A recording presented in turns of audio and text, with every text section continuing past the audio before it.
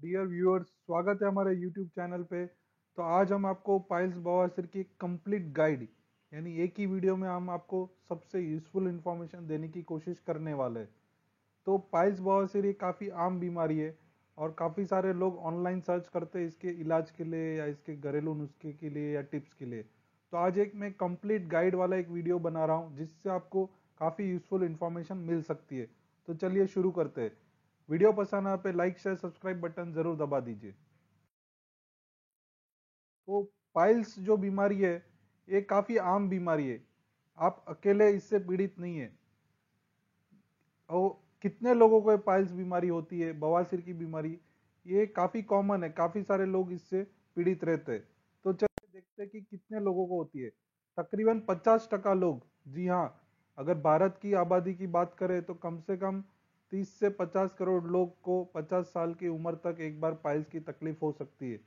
तो ये काफी कॉमन प्रॉब्लम है, लेकिन क्योंकि ये गुद्दे द्वार की जगह की बीमारी है, क्योंकि ये मल द्वार की जगह की बीमारी है, तो काफी सारे लोग इसको डिस्कस नहीं करना चाहते या फिर शर्म में जीते और बराबर से खुलासा से बात नहीं कर पाते। तो ये काफी कॉमन प्रॉब्लम है, किसी को भी पाइल्स हो सकता है और काफी ये कॉमन बीमारी है।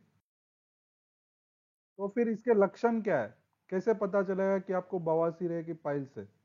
पाइल्स के मोस्ट कॉमन लक्षण की अगर मैं बात करूं तो सबसे पहले कि बहुत सारे मरीज को कोई लक्षण ही नहीं रहता है।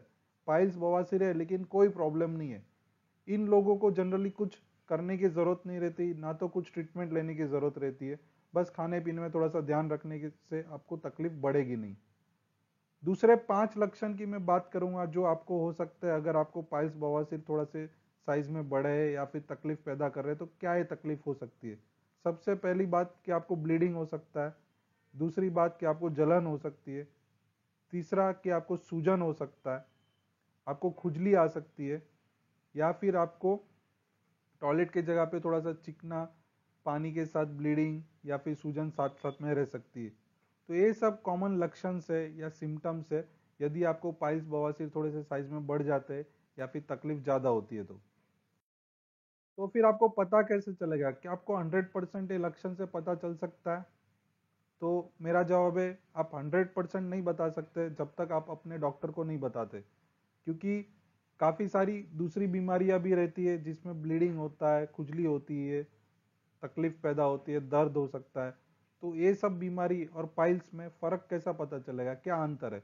तो जनरली एक जनरल सर्जन आपको चेकअप करेगा, आपके गुद्दे द्वार के जगह पे पहले उंगली से चेकअप करेगा।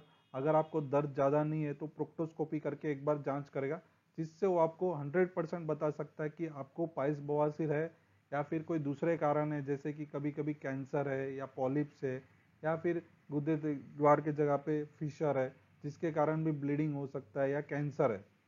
तो ये बीमारी और दूसरी जो बीमारी है उसमें अंतर रखना बहुत जरूरी है, क्योंकि दोनों की ट्रीटमेंट अलग अलग हो सकती है।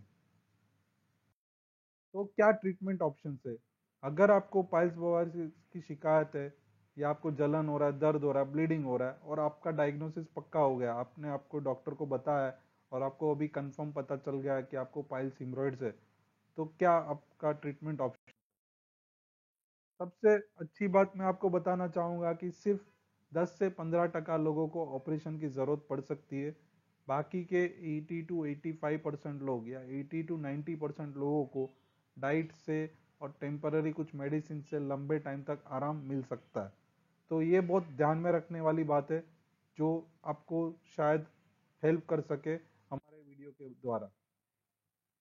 तो सबसे इंपॉर्टेंट बात है कि अगर आपको अर्ली ग्रेड के पाइल्स है तो आपको डाइट से यानी फाइबर डाइट, सलाड्स, फ्रूट्स, ये सब लेने से आपको काफ़ी आराम मिल सकता है।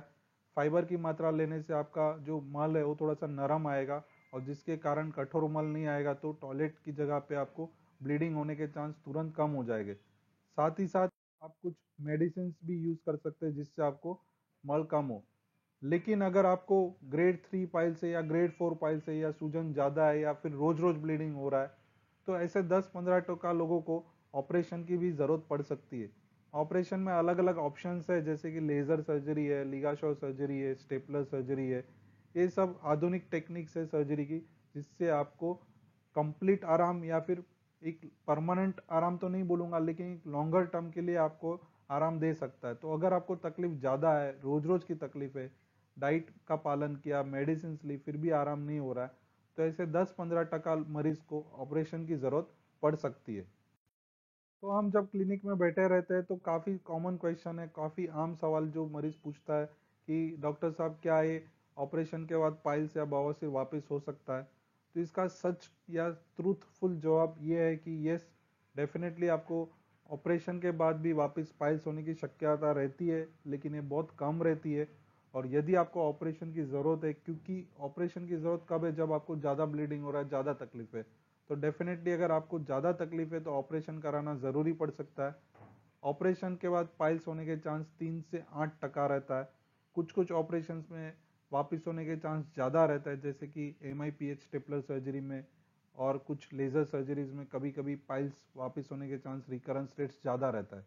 एक्सिजन सर्जरी, लिगाश्योर सर्जरीज, वो सब जो टेक्निक्स है, ये टेक्निक्स में थोड़े से पाइल्स या बवासीर होने के चांसेस कम रहते हैं।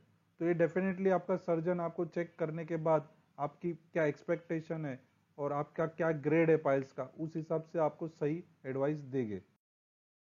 तो अगर आपको पाइल्स अगर अर्ली स्टेज के है या फिर आपने ऑपरेशन करा लिया है, तो फिर ऐसा क्या फैक्टर्स है, क्या परहेज है जो ध्यान में रखने जैसी बात है तो आपको पाइल्स वापस ना हो?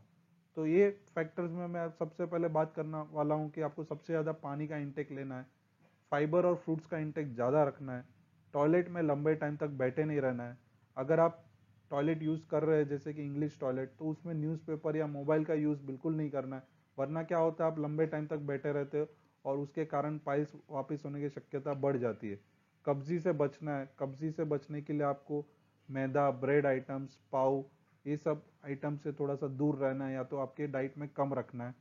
अगर आपको मोटापा है तो आपको वेट लॉस ज़रूर करना है, क्योंकि वेट लॉस से आपको कॉन्स्टिपेशन की तकलीफ कम होगी, गैस की तकलीफ भी कम होगी, और उसके कारण अगर हिमरॉइड्स, पाइल्स, बवासीर होने का खतरा रहता है तो वो भी डेफिनेटली कम होगा।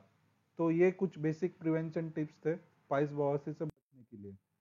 अगर आपको कुछ तकलीफ है या फिर आपको ऑलरेडी कुछ ब्लीडिंग हो रहा है या पेन हो रहा है, खुजली हो रहा है, जलन हो रहा है, तो आपको शर्म में नहीं रहना है, आपको डिस्कस करना है आपके फैमिली मेम्बर से या फ्रेंड से, और डेफिनेटली आपको एक बार डॉक्टर को दिखा के एक बार डायग्नोसिस कंफर्म करा लेना चाहिए, जिससे आपका ट्रीटमेंट सही दिशा में आगे बढ़े।